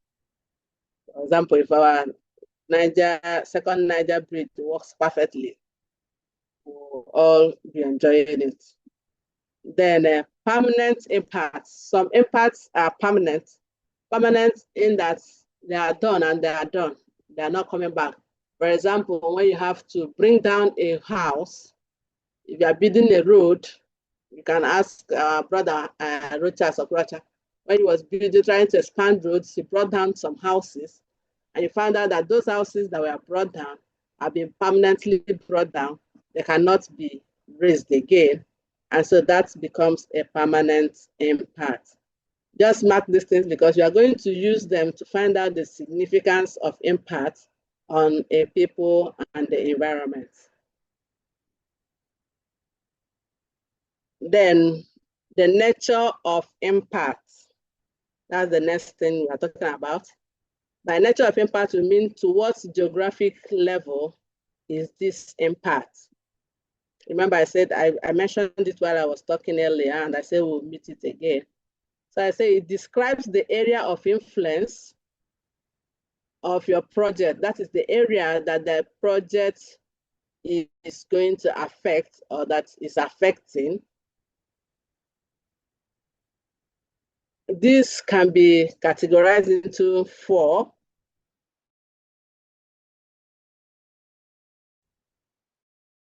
Site specific, that's the impact is just on the site. That means it is restricted to areas within the boundaries of the site. That's the only people suffering it, or the only environment suffering it is just around that site. It does not extend from that site to another place, just a little around that site. And then you say it is site specific. For example, you're sitting down, is on you only. This is not impacting on me. So if you stand up and your leg has leg cramp, the impact is site is on just you, and it's not on the next person. Okay. So we say it can be local. Local means that other things close to the site will also receive the impact. For example, if it is a construction company that is using cement, and then they put cement on the floor, or even this bridge they were building, and of course they use concrete, they use cement, they use a lot of chemicals, and then there's a water body. Is that water body that's close to it? Then you find out that runoff from the site can enter the water bodies, and then of course the water body receives it and also receives that impact from the road they are building a little distance away. That becomes a local impact because it is going from the site to another place that is away from the boundaries of the site. We say that one is local, but it's not going further than that. It is just places close to the impact area, places close to the project area or the area of influence. We say it is local. Then it could be regional when it is affecting habitat areas that may support species that are of regional significance. For example, if that runs into Otamiri, and that Otamiri runs straight from Owerri and gets to Port Harcourt, and then continues flushing into other waters, and it continues moving into other waters and causing the same impact, then this one has become regional because it has moved even from Imo State to other states. We say it is a regional impact. Then we can also have national or international impact. When we had COVID, one person is just coughing in Owerri, he enters a flight and gets to US, and he has passed all the problems in the US. And somebody woke up one day to tell me that somebody was doing an experiment. That's what caused COVID. If that is really true, that it was an experiment that caused this worldwide problem, then the impact of that project is worse than international. Okay, but we don't have any category that is worse than international, so keep it at international. Okay, so that's like I said, keep these things. We are still going to do a little mathematics with them. So we want to do, how do you want to measure potential change? How do you want to measure potential change or potential impact? This is the measure of the likelihood. Is that where you are? No. Yes. Okay. So measuring potential change or potential impact is measuring the likelihood of the impact actually occurring. Because remember, what you're doing, yes, you're saying this is a potential impact. But now you want to measure it. What is the likelihood of it actually occurring? And I say it can be measured by checking the probability of occurrence. And we have categories again for that probability. When you say there is no chance of occurrence, that means you think this thing will not occur. There is no chance of this impact occurring, even though we see it as a potential impact, but there is no chance of it occurring. Like I've been saying, potential impact that your leg or somebody will have cramp on his leg, but there may be no chance of the thing occurring, okay? Then it can be improbable. When we say it's improbable, that means it has 5% or less impact probability that that thing will occur. It's improbable. The leg cramp can also be improbable. That is 5% chance that it may occur. So out of many of us that are here, we may have 5% or less that may have such a leg cramp. Then we have low probability, 5 to 40% chance of occurring. Medium probability, 40 to 60% chance of occurring. Then high probability is that this thing is most likely to occur. That is, we are sure that 60 to 90% is going to occur. But then when we say definite is this impact, this potential impact I'm talking about, I'm writing down here, must surely occur. For example, if you are passing a road through that shrine, it means that that shrine must surely go down. And then if it goes down permanently, then it's to become a permanent impact. So when we are able to measure this, we will then be able to say the significance of a change. We can then determine whether the change is significant or not.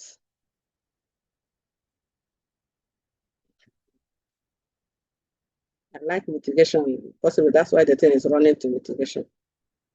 Well, my friend, calm down. Easy, easy. Okay, so the significance implies the relative importance of an impact that a proposed developmental activity is going to cause to the environment, considering the sensitivity of that particular environment. So you want to see whether the impact is significant or not. We have looked at the magnitude, the duration, we have looked at how to measure the potential impact and all that.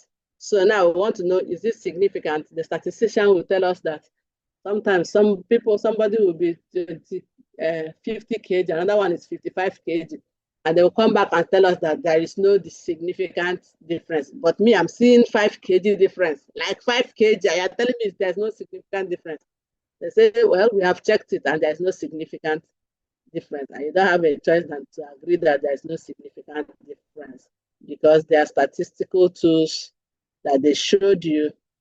You can always validate and verify them. So that's what we want to look at.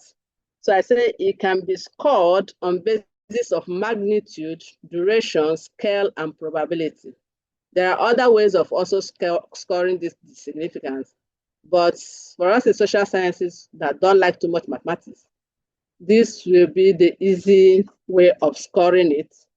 We score the magnitude, we look at the duration, we look at the scale, that's the geographic loop, and then we look at the probability. Then the significance of change may then be determined with this formula. Just look at the formula. Don't look at it, don't hold your heart. It is not too much mathematics, like I said. It is simple way of determining it. Significant point is equal to magnitude plus duration plus extent times probability.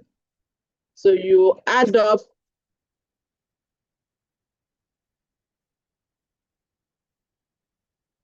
the magnitude, you add up the magnitude, the duration, and the extent.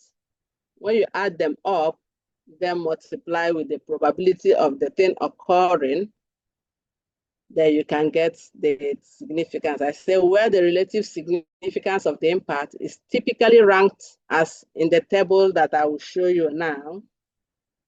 So if you are looking at this table, it becomes easy for you to calculate that significance. That table C. Okay. So this is the scoring system. If you look at that table,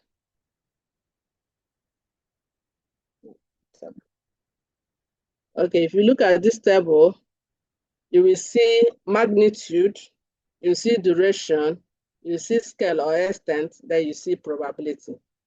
These are the ones, the way we the scoring pattern that you're going to use to get your significance. Remember, when we talked about magnitude, we say it can be very high, it can be high, it can be moderate, it can be low, it can be minor. So it was called like this: when it's minor, it's 2, when it's low, it's 4, when it's moderate, it's 6, when it's high, it's 8, when it's very high, it's 10. It has scored 10 over 10. Then the same thing, duration, when it is permanent, it is 5 over 5. When it is long term, it is 4. When it is medium term, it's 3 and down. The same thing with scale. And then the same thing with probability. Okay. So you see that beautiful table. And then we are going to use this scoring pattern now to answer the question. Remember what our formula is: magnitude plus duration plus extent times probability will give us the significance. So let's do a little mathematics. I hope you are still here, because we are all doing a little mathematics now. If the magnitude, that's the intensity of the impact on the environment, is moderate,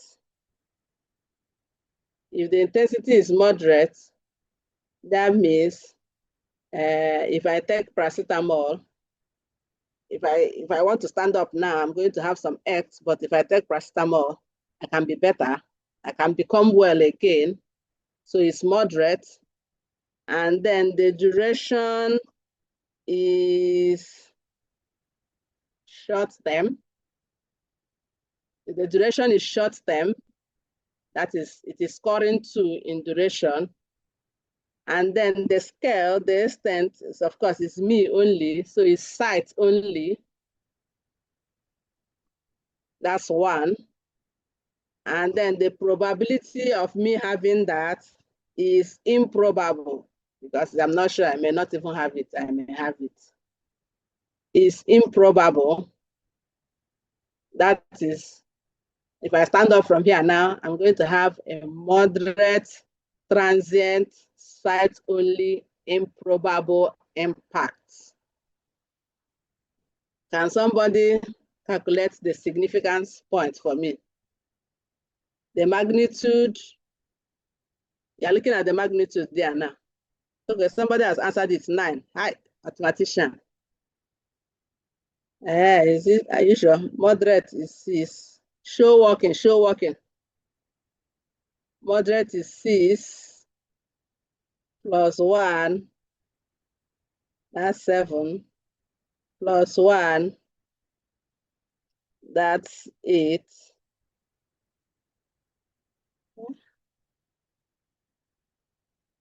Okay, short term. Okay, short term. So it's 2.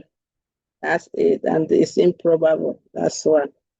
Okay, short term. Okay, beautiful. We have a lot of mathematicians here. All of you are getting it. 6 plus 2 plus 1. That's 9 times 1 equal to 9.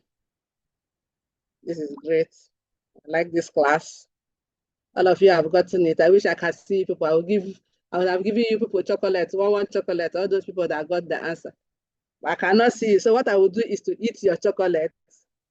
All the people that answered the thing, I will eat your chocolate, the number of people that got the answer. I will eat your chocolate. Thank you very much for dashing me chocolate this afternoon. So, so we are going to put that into our significance table. There's another table now that you're seeing. The degree of change is unacceptably high. If this degree of change is unacceptably high, it is unlikely that an impact of this magnitude can be satisfactorily mitigated. Because the degree of change is very high, we are thinking that this magnitude cannot be satisfactorily mitigated. There's nothing you do that can mitigate this. And so, if it is not avoidable, the project is unlikely to be permitted. The permitting bodies will say, no, you have too much significance. And so, if it's unavoidable, we can let it go. Sometimes the proponent or the person proposing will be asked to go back to the drawing board and see what you can do to reduce the significance of this your project before approval can be given. Then when it is 30 to 75, the ranking is moderate, and it means that the degree of change is high. The project may be compromised if it cannot be avoided or mitigated. That is, if these projects cannot be avoided or mitigated, you could say, okay, because cannot be avoided means that it's of great importance. Let's say that we want to build a school in a whole community that has no school. You see the importance of having that school in that community is very, very crucial. But then on a road through a riverine area, okay, you notice that the importance is very high, and so it is not something that you can avoid. And then if you pass through this water, you can kill the fishes, and there's no how we can mitigate it. However, it is grossly important that we do this project. Then it can be compromised. We can say, because of the high importance of this project, let it continue. But you can do a little modification to also reduce the impact. But if it is not a project of high importance, then it will also be dropped like you dropped the one with high ES. Like you say, is cultivation of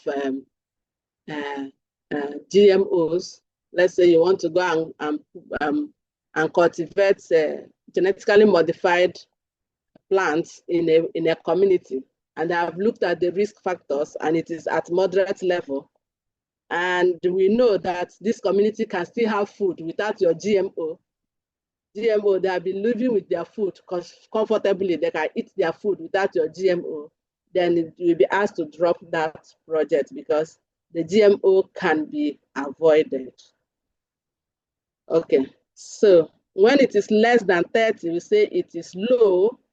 The degree of change is relatively low. Opportunities to avoid or mitigate the impact should be considered. So you consider how to mitigate this impact and ensure that the people are left better than they were when you came in. So whatever mitigation you are doing should not also affect the viability of the project.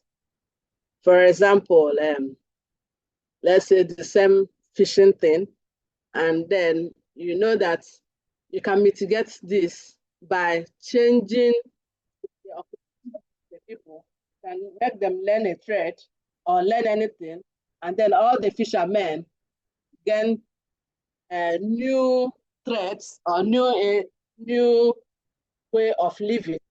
If you can give them new way of living, then you would have mitigated that impact. And then because you have mitigated the impact, it can be allowed to go. So all you need to do is to say, this is how I want to mitigate this impact. It is low risk, and this is how I plan to mitigate it. And that will be allowed to go. So in that case, you are going to add your mitigation strategy. And if it is something that can easily be done, then it will be allowed to run. Okay. Then when it is something that will bring in better things, something that will bring in positive change, that's an impact, but now it is positive, then it can be allowed to go. So because it's positive now, everybody's happy about it. And then you will now go with it.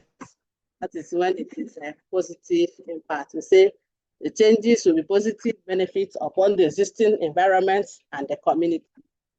And so it is allowed to go. So from the mathematics we did earlier,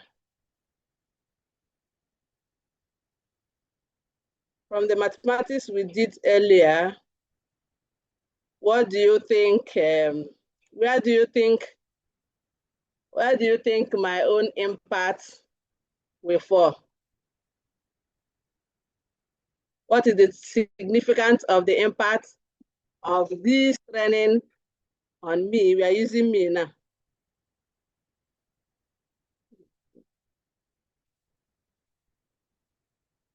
Of course, we got 9, and 9 will mean that it is low. It's low because it's less than 30. And since it's less than 30, it is low, and then I can run with it. That is possible.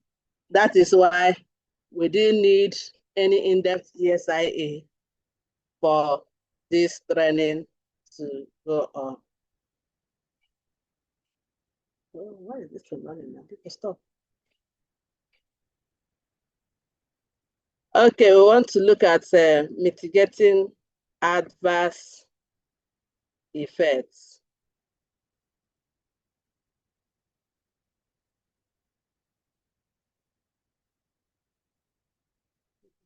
Stop worrying, people. You need to run. You just have.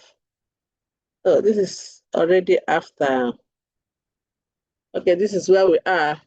So I said from our calculation, since I have 9, it means that I am at low impact.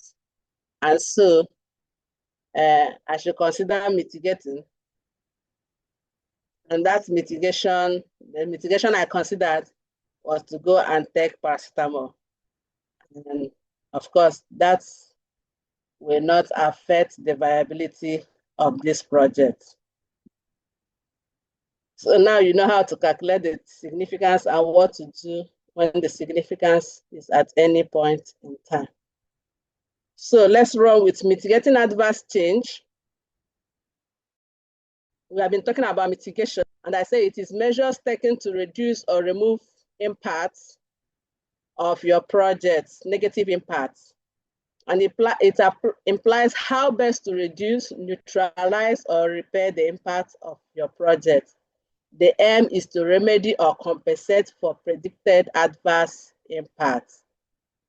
So mitigation means, how do we reduce the impact of this project? How do we reduce the change, the negative change that we are bringing in because of our project? And then how do we remedy it or compensate it if we cannot remedy it? Remember, if you cannot use the alternative option and it is something that is unavoidable, and then we can remedy, we can reduce, or we can compensate where necessary. For example, if you bring down somebody's house, it is permanent, but it was unavoidable because we needed to build a road across that house. Then we need to compensate. Either we compensate with money or we compensate by building another house for the person. However, we are compensating at the in-time cost of the thing that we are compensating for. For example, if you bring down a house, you cannot say this house was built with 5 million when it was built, so I'm going to give you back 5 million. No, you are going to value the house as it is, and then from the value, the current value, you can now determine the compensation amount. Okay, so the key focus of mitigation should be on avoiding the occurrence. The key focus is avoiding. If you can avoid, please avoid. If you cannot avoid, you limit the severity and the duration of the impact. Compensation mechanisms for those impacts that are unavoidable can be further reduced. If it is unavoidable, then you compensate. And when you compensate, I have said it before, it has to be in line with existing conditions, not what happened when the thing was put in place.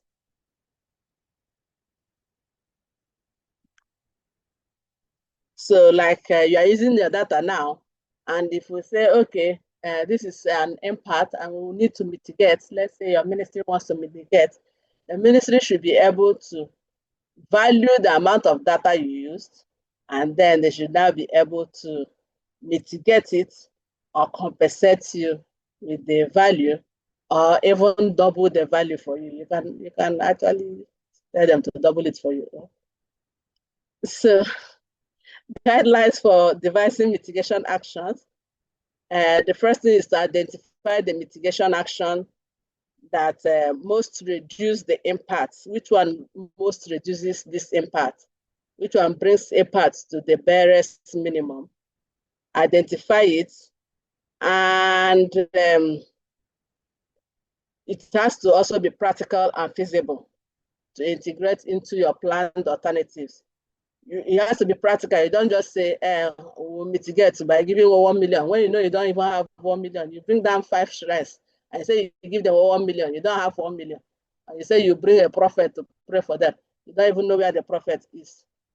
And then, so whatever action you are proposing must be feasible and must most reduce the impact. That is why it is necessary to also seek stakeholder consultations so that they can help you to identify the most feasible and practical mitigation strategy. So you identify the mitigation actions that reduce the severity of the impact to the possible level, to least possible level, include activities designed to monitor compliance with agreement established in your assessment. You must include monitoring and evaluation strategies. Identify potential risks of accidents, malfunctions, and other emergencies, and then how to mitigate them. So when you identify these things, you're able to now say what is the best way to mitigate this, what is the best way to bring it to barest minimum. Okay, I've identified my own problem, and then I know that if I take paracetamol, it will either go fully or it will be grossly reduced. I can also say, okay, all I need is to go down, sleep, and then stretch my legs, and it will go. That's also a mitigation strategy. But now what I want to do is which one will most reduce it, will be practicable, and will be feasible. So you can see I have two ways of mitigating this my issue, but the problem now is which one is most practicable, can do it mostly, and then can also be feasible for me. Maybe I don't even have money to go and buy paracetamol, and I'm putting paracetamol as a mitigation strategy. When I say my mitigation is to take paracetamol, and then I look inside my purse, I don't have money for paracetamol. You can see it's not feasible. But I can stretch my leg, walk around, and then sleep. That way I don't need to pay for it. It's feasible. So you check all that and then put them together. So there's a mitigation hierarchy. Like we have been saying, the first thing in the mitigation is to know how to reduce this thing to the barest minimum. And so the first thing is you have your predicted impacts, whether it's biological, whether it's environmental, whether it's economic. You have this impact that you are predicting from your ESIA. And then the first step is to avoid it. Okay, the people shrine are on this line. The first step I want to do is to avoid it. I want to find a way of going away from their shrine and using another route to construct my road and continue my journey, so that they will carry their wahala and go, while I carry my own wahala. But I don't know whether there is a God there or there is no God. I'm not here to preach for them. I'm not their prophet. And so I avoid it. That's beautiful. Nobody has a problem with you. You are going on with your project. Then step two is, okay, I cannot afford it. I cannot avoid it. So it's unavoidable. This is the only way I can pass this road. So I want to mitigate. So I go and call their chief priest and I say, chief priest, I need to mitigate. What do we do to reduce the impact of me removing this shrine from this road for you? Chief priest says, go and kill one fowl. And I say, I'm not a fetish man. I'm not killing fowl. Chief priest says, please carry your wahala and go. So you find a way of agreeing with them to mitigate whatever the problem, the impact of your project will cause. So when you reach an agreement, you do that mitigation. Remember, the mitigation can just be to reduce, or it can be to compensate. At this point, you can just compensate them and say, okay, I will give you 1 million. Everybody's land that I'm passing through will receive 1 million, or we value the land and then pay them according to the land. Even if there's a shrine on your land, I'm paying you for your land, so I own everything on your land. And then there's an agreement, and you move on with that. You have compensated them, and then your work continues. Of course, mitigation has a high level of impact because if you don't mitigate, your project may not continue because the people will be against it. And then the money you spend trying to chase word of the people from your land may be worse than what you would have spent to compensate them and let them go. For example, if they say anytime they see anybody building on this land, they will kill the person. And then you're in trouble. By the time you come the first day, one of your workers is dead. You now bring in police, they kill police. You bring a soldier, they kill soldier. So you keep bringing and you keep paying. And at some point, you have lost the people's favor. So you are causing more problem than doing them good. Then aside mitigation, there's what we call restoration. You can restore people's livelihood. For example, the fishermen we talked about, you have mitigated, you have given them money, you say, okay, but we need to restore their livelihood. Remember, the World Bank says, leave them better than you met them. So you want to restore, you teach them a trade, they start new trade, and then they are restored. Their mode of finances is now restored. Even after you restore, there's what we call residual impasse that will still remain.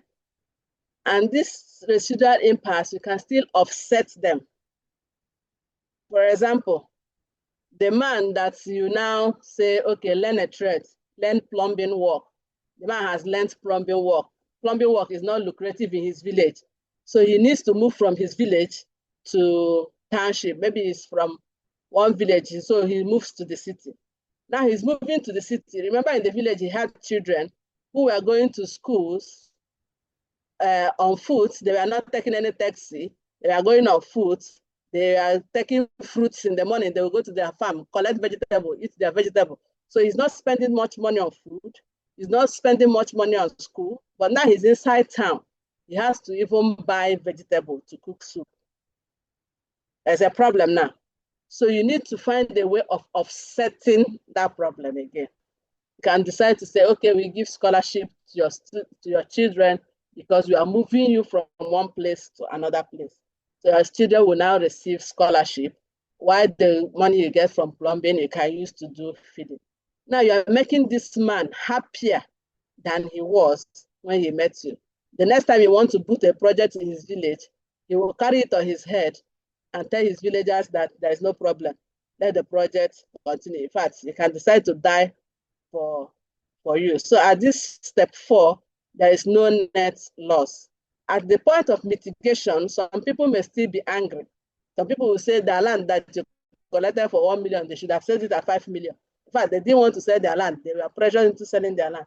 But at the point of offsetting, there is no net loss. In fact, at the point of that, you have even contributed to the society and there is a net gain. And the society may even decide to give you chieftaincy on top of what you have done because you have given them a net gain. I will run fast, we don't have time anymore. So residual impasse, that's what I just talked about now. Those impasses that remain following mitigation measures, you have finished mitigating. You have given this man a job, and but then there are some residual impacts of the children and all that. And then these are called residual impacts. They can be negative, they can be positive. And then cumulative residual environmental effects are the sum of residual environmental effects. Prof talked about this earlier. So let me run without it. Then the residual impacts can be described based on magnitude, geographic extent, duration and frequency, reversibility, and ecological context. If you look at what I described as residual impacts earlier, then you can actually categorize them. So we have residual impacts assessments. You can assess the residual impacts of what you have done in an area using the magnitude, geographic extent, frequency, duration, reversibility, and then at the end, you can say whether it is significant or not significant. Just use the same mathematics we used earlier, but you now see the parameters in this one, put them together, and you can run. So Prof has already talked about cumulative impacts, that is incremental effects of all actions when added to other past, present, and reasonably foreseeable future actions. So what we are saying generally in all is that when you have a project, a developmental project, it is good for every community, it is good for every nation, it is good for every individual. However, the project has to be sustainable, responsible, and aligned with environmental and social protection requirements. And then whenever or wherever possible, that you have an alternative option that you use that will not cause significant impact on the people, kindly use it. But when it is unavoidable, ensure that whatever impact, negative impact that comes is mitigated. The mitigation is one thing, but then when you do mitigation, it's like leaving the person as he was when you came in, as you have mitigated it. But remember, we said leave the person better than the person was when you came in. So you do what we call offsetting. And when you do offsetting, you have reached the height of ensuring that the people are better than you were. So wherever you are, whenever you are planning any projects, wherever you are consulting for any project, remember to have this behind your mind and follow it up. And remember again, we have Prof stressed it and I'm stressing it again, that stakeholders consultation is one key thing that will help you at every point in time, because it makes the people own the project and want to protect it. If you put a project that the people don't own, most times it's useless. And when you go back again, you find out that the project has been abandoned. That is why we have abandoned projects. But when you put a project that the people can own, you find out that they will protect that project. And when they protect their projects, your project will last longer. And the impact of the people will be sustainable. Remember, sustainability means making even the future generation feel the good impact of your work. And when they're able to do that, you would have done a good job. So finally, I said restoration and offsetting lead to net gain in development, as well as the environment, that is the area of influence, and the affected people. And whenever you're able to do this, you have done a good job. Both man and posterity will judge you as good. And please invite me when they want to give you a chieftaincy title for doing this good job. Thank you very much.